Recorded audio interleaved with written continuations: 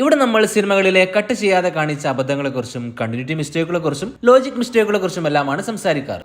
പഴയ സിനിമകൾ ഇപ്പോൾ റീമാസ്റ്റർ ചെയ്തുകൊണ്ട് 8Kയിലും 4Kയിലും എല്ലാം റിലീസ് ചെയ്യുകയാണ്. അന്ന് പ്രേക്ഷകർ ശ്രദ്ധിക്കില്ല എന്ന് കരുതിയ പല അബദ്ധങ്ങളും ഇന്ന് വ്യക്തമായി നമുക്ക് പുതിയ പ്രിന്റുകളിൽ കാണാവുന്നതാണ്. അത്തരത്തിൽ കണ്ടെത്തിയ ചില മിസ്റ്റേക്കുകളെക്കുറിച്ചും ലോജിക് മിസ്റ്റേക്കുകളെക്കുറിച്ചും കണ്ടിന്യൂറ്റി മിസ്റ്റേക്കുകളെക്കുറിച്ചുമാണ് നമ്മൾ ഇന്ന് സംസാരിക്കുന്നത്. ഇതാരെയും മോശമായി കാണിക്കാനോ സിനിമയെ അവഹേളിക്കാനോ വേണ്ടിയുള്ളതല്ല, തികച്ചും എന്റർടൈൻമെന്റ് പർപ്പസിന് വേണ്ടി മാത്രമാണ്.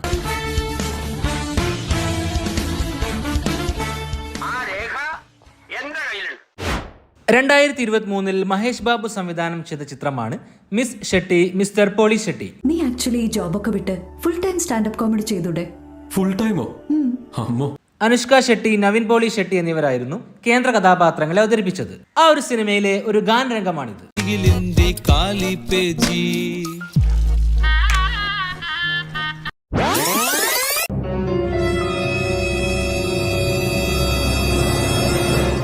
ഇവരൊക്കെ ഞങ്ങളാണ് സാർ. ഞങ്ങൾ തന്നെ സാർ. അതെ, നിങ്ങൾ ആരാണ്? രണ്ട് സൈഡിൽ നിന്നും അയൽ താങ്ങി പിടിച്ചിരിക്കുന്ന ക്രൂ മെമ്പേഴ്സിനെ ഫ്രെയിമിൽ വ്യക്തമായി കാണാം. ഈ ഒരു കാലത്ത് സിനിമയിൽ ഇത്രയും വലിയൊരു അബദ്ധം എങ്ങനെ സംഭവിക്കാനാണ്? അതൊന്ന് ക്രോപ്പ് ചെയ്ത് ഒഴിവാക്കാൻ പോലും എഡിറ്റർ ശ്രമിച്ചില്ല. മമ്മൂട്ടിയുടെ വെല്ലേട്ടൻ സിനിമയിൽ അവസാന ഭാഗത്ത് സായി കുമാറിനെ തട്ടിക്കൊണ്ടുപോകുന്ന ഒരു രംഗമുണ്ട്.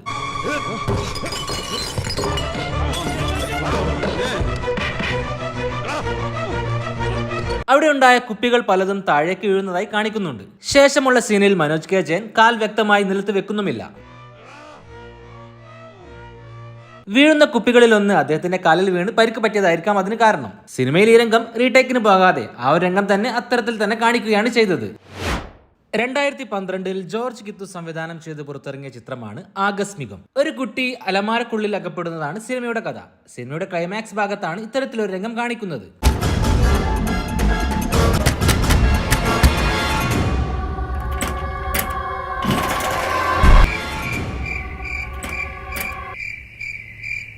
ആരുടെയോ ഒരു കൈ ആ ഫ്രെയിമിൽ കാണാം. അലമാര വീഴാതിരിക്കാനോ മറ്റോ പിടിച്ചിരിക്കുന്ന ക്രൂ മെമ്പറിന്റെ കൈ ആയിരിക്കാം അവിടെ വന്നത്. വെട്ടം സിനിമയിൽ ദിലീപ് ഒരു ട്രെയിനിൽ കയറി രക്ഷപ്പെടുന്നത് കാണിക്കുന്നുണ്ട്. ട്രെയിൻ യാത്രക്കിടെ ഇത്തരത്തിലൊരു രംഗവും കാണിക്കുന്നുണ്ട്. ആ കയറിയ ട്രെയിനിലല്ല ദിലീപ് യാത്ര ചെയ്തുകൊണ്ടിരിക്കുന്നത്. ആ ട്രെയിൻ ആകെ മാറിയിരിക്കുന്നു. ട്രെയിനിന് പിറകിലുള്ള ഈ ഒരു എക്സ് മാർക്ക് ശ്രദ്ധിച്ചാൽ അത് മനസ്സിലാക്കാം. 2004 പ്രമോദ് പപ്പൻ സംവിധാനം ചെയ്ത മമ്മൂട്ടി ചിത്രമാണ് വജ്രം. സിനിമയുടെ ക്ലൈമാക്സ് ഭാഗത്ത് മമ്മൂട്ടിയും ബാബു ആന്റണിയും തമ്മിലുള്ള ഒരു ചേസ് രംഗമുണ്ട്.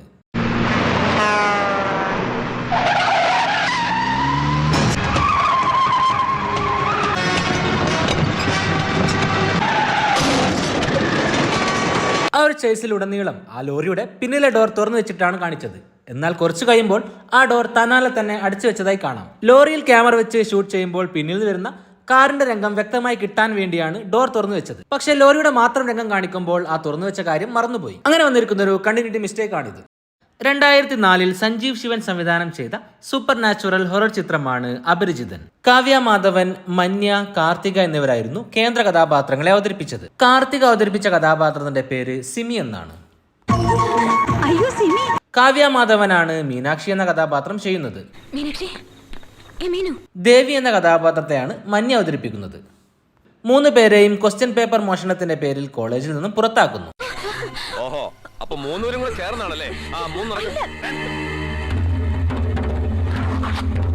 ഈ ഒരു വാർത്തയിൽ കഥാപാത്രങ്ങളുടെ പേര് തെറ്റായിട്ടാണ് കൊടുത്തിരിക്കുന്നത്. കാവ്യ മാധവന് നേരെ സിമി എന്നും കാർത്തികക്ക് നേരെ മീനാക്ഷിയും എന്നുമാണ് കൊടുത്തിരിക്കുന്നത്. സിനിമയ്ക്ക് വേണ്ടി പത്രം തയ്യാറാക്കുമ്പോൾ പറ്റിയ ഒരു പിഴവാണത്. കഥയിൽ വേണമെങ്കിൽ പത്രത്തിന് തെറ്റുപറ്റിയതാണെന്ന ലോജിക്ക് ഉപയോഗിക്കാം. അമൽ നീരദിന്റെ ബിഗ് ബി സിനിമയിൽ ചെറിയൊരു ലവ് സ്റ്റോറി കൂടി കാണിച്ചിരുന്നു. സുമിത് അവതരിപ്പിച്ച ബിജോ എന്ന കഥാപാത്രവും മാനസ് അവതരിപ്പിച്ച ഗൗരി എന്ന കഥാപാത്രവും തമ്മിലുള്ള ഒരു ലവ് സ്റ്റോറി ആയിരുന്നു അത്. സിനിമയിൽ ഈ ഒരു സീനിന് ശേഷം ഉണ്ടായിരുന്ന ഒരു ഗാനരംഗം പിന്നീട് കട്ട് ചെയ്ത് ഒഴിവാക്കിയിരുന്നു.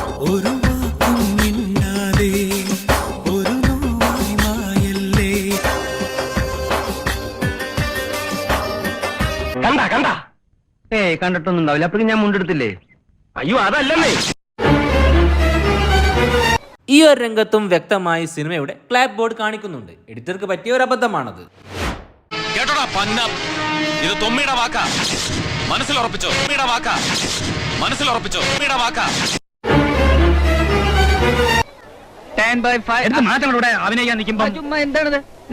സാധാരണ എഡിറ്റർക്ക് ഷോട്ടുകളും സീനുകളും മനസ്സിലാക്കാൻ വേണ്ടിയാണ് ക്ലാപ്പ് ബോർഡ് ഉപയോഗിക്കാറ്. എഡിറ്റ് ചെയ്യുന്ന സമയത്ത് ആ ഒരു ഭാഗം കട്ട് ചെയ്ത് ഒഴിവാക്കാറാണ് പതിവ്. എന്നാൽ സുരേഷ് ഗോപിയുടെ രാഷ്ട്രം സിനിമയിൽ അത് കട്ട് ചെയ്യാതെ ഒരു അബദ്ധത്തിൽ കാണിച്ചിരുന്നു. അതിനെക്കുറിച്ച് നമ്മൾ മുമ്പ് പറഞ്ഞിരുന്നു. എന്നാൽ അതുപോലെ മറ്റു 2 സിനിമകളിലും ക്ലാപ്പ് ബോർഡ് കണ്ടിട്ടുണ്ട്. 89-ൽ ലോഹിതദാസ് എഴുതി സിബി മലയിൽ സംവിധാനം ചെയ്ത ചിത്രമാണ് ദശരഥം. മോഹൻലാൽ, രേഖ, മുരളി തുടങ്ങിയവരൊക്കെ ആയിരുന്നു സിനിമയിൽ അഭിനയിച്ചത്. ആ ഒരു സിനിമ തുടങ്ങുന്നത് ഇങ്ങനെയാണ്.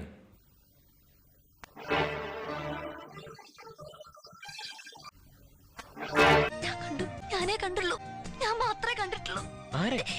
അത് ഒരു മിന്നായം പോലെ ക്ലാപ്പ് ബോർഡും പിടിച്ചു നിൽക്കുന്ന സംവിധായകൻ സിബി മലയിലിനെ അവിടെ കാണാം. എഡിറ്റർക്ക് ഒരു അബദ്ധത്തിൽ പറ്റിപ്പോയതായിരിക്കാം 1 സെക്കൻഡ് മാത്രമുള്ള ആ ഒരു ഷോട്ട് അവിടെ വെച്ചത്. 1990-ൽ PG വിശ്വംഭരൻ സംവിധാനം ചെയ്ത ചിത്രമാണ് ഗജകേസരി യോഗം. മുകേഷ്, ഇന്നസെന്റ്, ജഗദീഷ്, മാമുക്കോയ തുടങ്ങിയവരൊക്കെയാണ് സിനിമയിലെ പ്രധാന കഥാപാത്രങ്ങളെ അവതരിപ്പിച്ചത്. ആ സിനിമയിൽ വളരെ സീരിയസ് ആയ ഒരു കാര്യം സംസാരിക്കുന്ന ഒരു രംഗമായിരുന്നു ഇത്. ഇത് അത്ര നിസ്സാര കാര്യമൊന്നുമല്ല. 3ാമത്തെ നോട്ടീസാ. സർക്കാർ കാര്യമല്ലേ, എത്ര നോട്ടീസ് വേണമെങ്കിലും വന്നോട്ടെ, നമുക്കൊരു തടയിട്ട് കൊടുത്ത പോലെയാണ്. ഇയാൾ എന്ത് കൊരങ്ങളി കളിക്കണേ? ഇയാൾ എന്തായി കാണിക്കുന്നത്? നമുക്കൊരു തടയിട്ട് കൊടുത്ത പോലെയാണ്. ഇയാൾ എന്ത് കൊരങ്ങളി കളിക്കണേ? സ്ക്രിപ്റ്റിൽ വളരെ സീരിയസ് ആയി മാത്രമുണ്ടായിരുന്ന രംഗത്തിൽ ജഗദീഷിന് അബദ്ധത്തിൽ സംഭവിച്ചതായിരുന്നു ഈ ഒരു രംഗം. അത് കണ്ട് ഇന്നസെന്റ് യഥാർത്ഥത്തിൽ പറഞ്ഞത് സിനിമയിൽ അങ്ങനെ തന്നെ ഉൾപ്പെടുത്തുകയായിരുന്നു. ഇയാൾ എന്ത് കൊരങ്ങളി കളിക്കണേ? പിന്നീട് ആ രംഗത്തിന്റെ തുടർച്ചയെന്നോണം സ്ക്രിപ്റ്റിലില്ലാത്ത ചില കാര്യങ്ങൾ കൂടി ചേർക്കുകയും ചെയ്തു. ഇതേ വലിയ ശല്യായില്ലേ? ഒരബദ്ധം സംഭവിച്ചെങ്കിലും അതിലൂടെ വളരെ രസകരമായ ഒരു കോമഡി രംഗം അവിടെ ഉണ്ടാക്കിയെടുത്തു. ജഗദീഷ് തന്നെയായിരുന്നു വർഷങ്ങൾക്ക് ശേഷം ഈ ഒരു കാര്യം വെളിപ്പെടുത്തിയതും. 2022-ൽ മജു സംവിധാനം ചെയ്ത് അലൻസിയർ, സണ്ണി വെയിൻ എന്നിവർ കേന്ദ്ര കഥാപാത്രങ്ങൾ അവതരിപ്പിച്ച് പുറത്തിറങ്ങിയ ചിത്രമായിരുന്നു അപ്പൻ. ആ ഒരു സിനിമയിലെ ഒരു കണ്ടിന്യൂറ്റി മിസ്റ്റേക്ക് ആയിരുന്നു ഈ ഒരു രംഗം.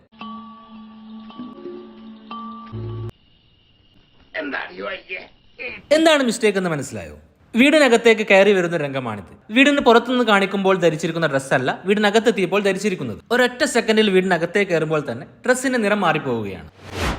2011-ൽ രഞ്ജിത്ത് സംവിധാനം ചെയ്ത പൃഥ്വിരാജ് ചിത്രമാണ് ഇന്ത്യൻ റുപ്പി. ആ സിനിമയിൽ ജയപ്രകാശ് എന്ന കഥാപാത്രത്തെയാണ് പൃഥ്വിരാജ് അവതരിപ്പിച്ചത്. സിനിമയിൽ നായകന്റെ ഇൻട്രോ സീൻ ഇങ്ങനെയായിരുന്നു.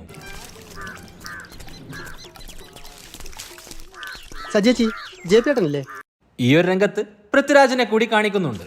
ഉണ്ടെങ്കിൽ അതായത് ജയപ്രകാശ് എന്ന കഥാപാത്രമല്ല, സിനിമാ നടനായ പൃഥ്വിരാജിനെയും കാണിക്കുന്നുണ്ട്. കല്യാൺ സിൽക്സിൽ ആഡി സെയിൽ തുടങ്ങി. ഇപ്പൊ വാങ്ങിയ ഇരട്ടി വാങ്ങാം. സിസ്റ്റർ വായിക്കുന്ന ഈ ഒരു പത്രത്തിൽ കല്യാൺ സിൽക്സിന്റെ പരസ്യത്തിൽ പൃഥ്വിരാജിനെയും കാണുന്നുണ്ട്. ജയപ്രകാശിനും പൃഥ്വിരാജിനും ഒരേ മുഖമാണെന്ന് ആരും മനസ്സിലാക്കുന്നില്ല എന്ന് മാത്രം. ഇതുപോലൊരു ഡൗട്ട് 2015-ൽ ജി മാർത്താണ്ഡൻ സംവിധാനം ചെയ്ത മമ്മൂട്ടി ചിത്രമായ അച്ചാദിലുമുണ്ട്. ആ സിനിമയിൽ മമ്മൂട്ടിയുടെ ഇൻട്രോ സീനിലും ഇതുപോലൊരു പരസ്യം കാണിക്കുന്നുണ്ട്.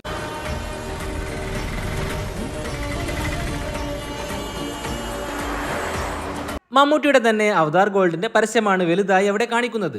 സിനിമയിൽ ഈ ഒരു പ്രശ്നം മനസ്സിലാക്കിയപ്പോൾ അത് ബ്ലർ ചെയ്തിട്ടാണ് കാണിച്ചത്.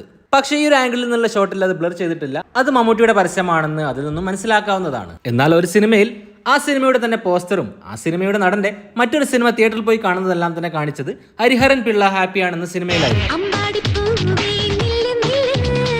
ആ ഒരു സിനിമയിലെ ഈ ഒരു ഗാനരംഗത്തായിരുന്നു അത്. മോഹൻലാലിന് തന്നെ ബാലേട്ടൻ സിനിമയും കാണിക്കുന്നുണ്ട്. മോഹൻലാലും ഹരിഹരൻ പിള്ളയും തമ്മിലുള്ള സാമ്യം ആരും തന്നെ മനസ്സിലാക്കുന്നില്ല. ഇതുപോലെ മലയാളത്തിൽ ഒരുപാട് സിനിമകളിൽ കഥാപാത്രമായി അഭിനയിച്ച അതേ നടന്മാരെ തന്നെ യഥാർത്ഥ നടന്മാരായി കാണിച്ചിട്ടുണ്ട്. നിങ്ങൾക്കറിയാവുന്നവ കമന്റ് ചെയ്യുമല്ലോ. 2009-ൽ സലിം ബാബ സംവിധാനം ചെയ്ത ചിത്രമാണ് പ്രമുഖൻ. ആ സിനിമയുടെ ക്ലൈമാക്സിനോടടുത്ത് നായകനെ കോടതിയിൽ നിന്നും രക്ഷിക്കാൻ വേണ്ടി വരുന്ന ഒരു വക്കീൽ കഥാപാത്രത്തിന്റെ കാമിയോ റോൾ ഉണ്ട്. ഭയങ്കര ബിസിയല്ലേ, നമ്മൾ പെട്ടെന്ന് വിളിച്ചാന്ത് അവൻ ഫ്ലൈറ്റ് ചാർട്ടർ ചെയ്ത് വരും.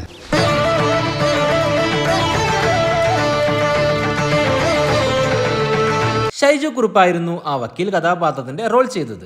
നിരപരാധിയായ നായകനെ അങ്ങനെ വക്കീൽ കോടതിയിൽ നിന്നും രക്ഷിക്കുന്നു. 1000 കുറ്റവാളികൾ രക്ഷപ്പെട്ടാലും ഒരു നിരപരാധി ശിക്ഷിക്കപ്പെടരുതെന്ന് സിനിമയിൽ ഒരുപാട് കോടതി രംഗങ്ങളിൽ നമ്മുടെ നിയമത്തിലെ ഒരു തത്വത്തെക്കുറിച്ച് സംസാരിക്കാറുണ്ട്. 1000 കുറ്റവാളികൾ രക്ഷപ്പെട്ടാലും ഒരു നിരപരാധി പോലും ശിക്ഷിക്കപ്പെടരുത് എന്നനുശാസിക്കുന്ന നിയമമുള്ള നാടാണ് നമ്മുടേത്. പേടിക്കണ്ട.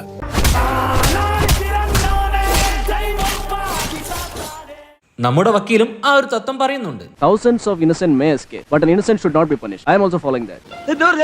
Thousands of innocent may escape, but an innocent should not be punished. English medium ആയിരിക്കും. അതെ. പക്ഷേ ഇംഗ്ലീഷിൽ അത് അങ്ങനെയാണോ പറയാറ്?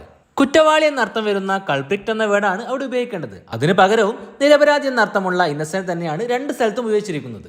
അതായത് ഷൈജു കുറുപ്പ് പറയുന്നത് 1000 കുറ്റവാളികൾ രക്ഷപ്പെട്ടാലും ഒരു നിരപരാധി പോലും ശിക്ഷിക്കപ്പെടരുത് എന്നതിന് പകരം 1000 നിരപരാധികൾ രക്ഷപ്പെട്ടാലും ഒരു നിരപരാധി പോലും ശിക്ഷിക്കപ്പെടരുത് എന്നാണ്. ആ ഒരു ഡയലോഗ് എഴുതിയ ആൾക്ക് പറ്റിയ തെറ്റായിരിക്കാം അത്. Okay. Okay, thank you, sir. 1999 Dennis Joseph എഴുതി ഷാജി കൈലാസ് സംവിധാനം ചെയ്ത സുരേഷ് ഗോപി ചിത്രമാണ് FIR. സിനിമയിലെ ഫോട്ടോഷോപ്പ് ഉപയോഗിച്ചുകൊണ്ടുള്ള ബ്ലഡ് ടെസ്റ്റിനെ കുറിച്ചും കലാഷ്നിക്കോയെ കുറിച്ചുമൊക്കെ ഉള്ള അബദ്ധങ്ങളെ പറ്റി നമ്മൾ മുമ്പേ പറഞ്ഞതാണ്. സിനിമയുടെ റീമാസ്റ്റേർഡ് 4K വേർഷൻ ഈ അടുത്താണ് മാറ്റി നൗ പുറത്തുവിട്ടത്. മലയാള സിനിമ എന്നും ഓർത്തിരിക്കുന്ന ഒരു സ്റ്റൈലിഷ് വില്ലനാണ് രാജീവ് അവതരിപ്പിച്ച നരേന്ദ്ര ഷെട്ടി എന്ന കഥാപാത്രം.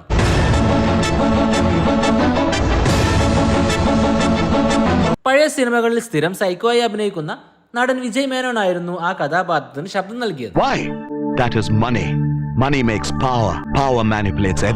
സിനിമയുടെ ക്ലൈമാക്സ് ഭാഗത്താണ് മുഹമ്മദ് സർക്കാർ FIR മന്ത്രിക്ക് കൈമാറുന്നത്. ഇത്രയും ഷോക്കിംഗ് എവിഡൻസ് ഉള്ള FIR ഇന്ത്യയിൽ ഒരു പോലീസ് സൂപ്രണ്ടും ഒരു മുഖ്യമന്ത്രിക്കും ഇതുവരെ സമർപ്പിച്ചിട്ടുണ്ടാവില്ല. മന്ത്രി മാത്രമല്ല, ഈ FIR കണ്ടാൽ ആരായാലും ഒന്ന് ആശ്ചര്യപ്പെടും. നമുക്കും ആ FIR ഒന്ന് വായിച്ചു നോക്കാം. ആ ഒരു FIRൽ എഴുതി വെച്ചിരിക്കുന്നത് Shetty narrates the shattered hopes and dreams of an old kite maker. Shetty recollect his good old days when he had made fantastic kites. Shetty പറയുന്നത് പട്ടം വിൽക്കുന്ന വൃദ്ധനായ ഒരാളുടെ തകർന്ന സ്വപ്നങ്ങളെക്കുറിച്ചും ആശകളെക്കുറിച്ചുമാണ്. അതുപോലെ തന്നെ ഷെട്ടി തന്റെ ചെറുപ്പകാലത്ത് നല്ല പട്ടങ്ങൾ ഉണ്ടാക്കിയ കാര്യങ്ങളെല്ലാം ഓർക്കുന്നുമുണ്ട്. ഞാനും ഒരു വർണ്ണപ്പട്ടമായിരുന്നു, ഞാനും ഒരു വർണ്ണപുഷ്പം. അതായത് ഷെട്ടിയും ഒരു വർണ്ണപ്പട്ടമായിരുന്നു എന്നാണ് പറയുന്നത്. സംഭവം കുട്ടികൾക്ക് പഠിക്കാനുള്ള ഒരു കഥയെക്കുറിച്ചുള്ള എസ്സേ ആണ്. ഇത്രയും ഷോക്കിംഗ് എവിഡൻസ് ഉള്ള FIR റസ്കിൻ ബോണ്ടിന്റെ ദി കൈറ്റ് മേക്കർ എന്ന കഥയെക്കുറിച്ചാണ് ആ ഒരു FIRൽ പറയുന്നത്. അത് വായിച്ചാൽ ആരായാലും ആശ്ചര്യപ്പെടും. ആ ഒരു കഥയിലെ കഥാപാത്രങ്ങളുടെ പേരുകൾക്ക് പകരം അവിടെയെല്ലാം നരേന്ദ്ര ഷെട്ടി എന്ന് എഴുതുകയും ഇൻ ദിസ് കേസ് എന്ന് മുമ്പിൽ എഴുതുകയും ചെയ്തിട്ടുണ്ട്. അന്നത്തെ കാലത്ത് സിനിമയിൽ ഇതൊന്നും ആരും ശ്രദ്ധിക്കാറില്ല. അതുകൊണ്ടായിരിക്കാം ഷാജി കൈലാസ് അങ്ങനെ ചെയ്തത്. റിലീസ് സമയത്ത് തഴയപ്പെടുകയും പിന്നീട് കൾട്ട് സ്റ്റാറ്റസ് നൽകിക്കൊണ്ട് വാഴ്ത്തപ്പെടുകയും ചെയ്ത ചിത്രമാണ് ദീപു കരുണാകരന്റെ വിന്റർ. 2009 ജയറാം നായകനായിക്കൊണ്ട് ആ ചിത്രം റിലീസായത്. ഹോളിവുഡ് സ്ലാഷർ സിനിമകളെ ഓർമ്മിപ്പിക്കും വിധമായിരുന്നു ആ ഒരു ചിത്രം. സിനിമയിൽ ജയറാമും ഭാവനയും കൂടി പുതിയൊരു വീട്ടിലേക്ക് താമസം മാറുന്ന ചില രംഗങ്ങളുണ്ട്. വീട് ഓക്കെ, ആ ഔട്ട് ഹൗസ് പ്രമാണം ചെയ്തിരിക്കുന്നത്. ആ രംഗങ്ങൾക്കിടയിൽ തന്നെ ആ പുതിയ വീട് വാങ്ങുന്നതിന്റെ ആധാരം രജിസ്റ്റർ ചെയ്യുന്ന ചില രംഗങ്ങളും കാണിക്കുന്നുണ്ട്. പക്ഷെ ആ വീടിന്റെ ആധാരം കാണുമ്പോൾ നമ്മൾ ഞെട്ടിപ്പോകും. കാരണം വിന്റർ സിനിമ അഭിനയിക്കാൻ വേണ്ടി പ്രൊഡ്യൂസർ K രാധാകൃഷ്ണൻ നടൻ ജയറാമുമായി ഉണ്ടാക്കിയ യഥാർത്ഥ കരാറാണ് അവിടെ കാണിക്കുന്നത്.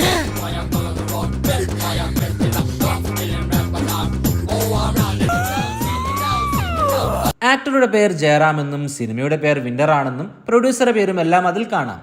2004 ആ ഒരു കരാർ എഴുതുന്നത്. 2005 സിനിമ ഷൂട്ട് ചെയ്യാനാണ് അതിൽ പ്ലാൻ ചെയ്യുന്നത്. പക്ഷെ സിനിമ റിലീസാവുന്നത് 2009 അഭിനയിക്കാൻ ആ ഒരു കാലഘട്ടത്തിൽ ജയറാമിന് നൽകുന്നത് 16 ലക്ഷം രൂപയാണെന്നും ആ കരാറിൽ കാണാം.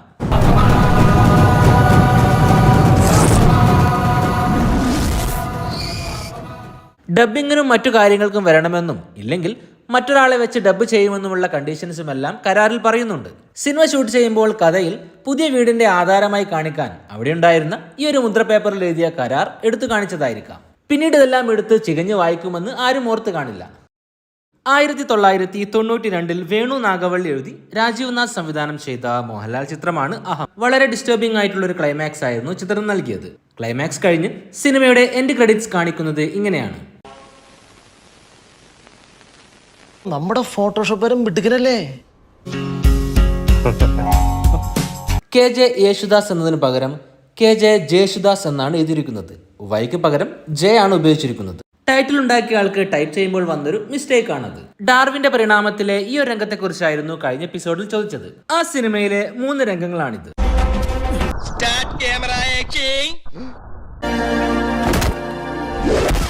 ക്യാമറ ഇവിടെ എന്തെങ്കിലും വെക്കണ്ട, കുറച്ച് അങ്ങോട്ട് മാറ്റി വെച്ചോളൂ.